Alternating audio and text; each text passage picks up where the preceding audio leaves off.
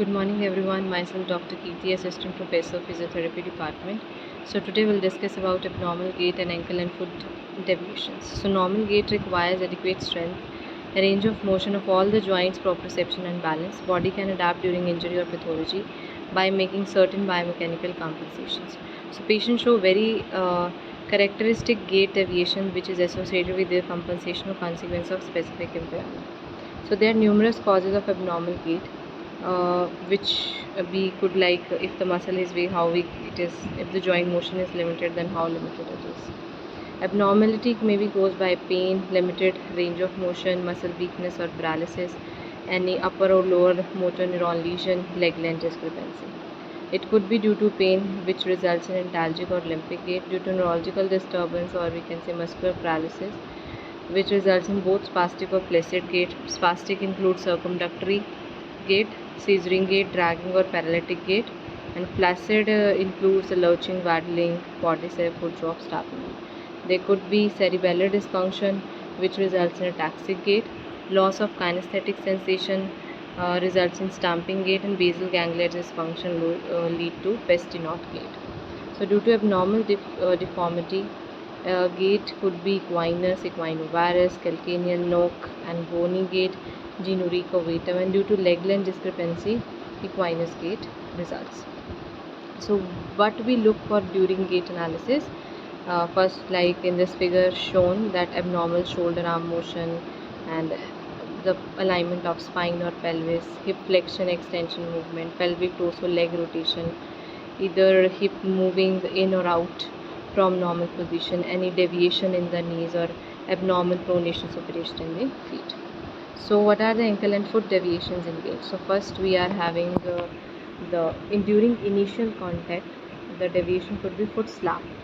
So the cause could be the weak or flaccid dorsiflexors or reciprocal inhibition of dorsiflexor, and then toe first, like toes contact ground instead of heel. Then it could be due to leg length discrepancy or any spastic or flaccid plantar or dorsiflexor or heel pain. Next, during the mid stance, heel lift at mid stance could be spastic plantar flexor. Excessive positional dorsiflexion could be inability of plantar flexor control tibial advance. Toe clawing, like it could be plantar flexor grasp reflex plus support reflex, or we can say spastic toe reflexes.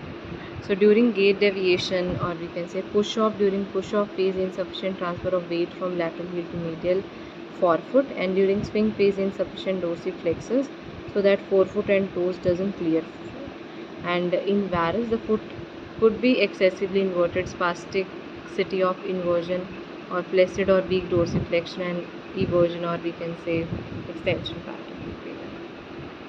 So ankle dorsiflexion weakness, mild to moderate weakness.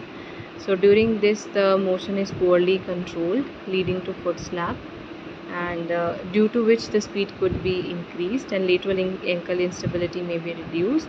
So when the weakness is severe, so heel strike may be absent because of inability of the dorsiflexors to dorsiflex the foot during swing phase, and during swing phase toe clearance is reduced, which can lengthen the swing phase. So a stoppage gait usually typically adopted to supply the necessary clearance. So in ankle plantar flexion weakness, so there is excess anterior sagittal plane tibial rotation. In mid and late stance, there is rapid forward rotation of tibia, and when ground reaction force line behind the knee, which increase the stance phase, knee flexion, and place the muscular demands on the quadriceps, and our center of mass also move further forward, and which leads to unstable situation, and contralateral leg step length is reduced.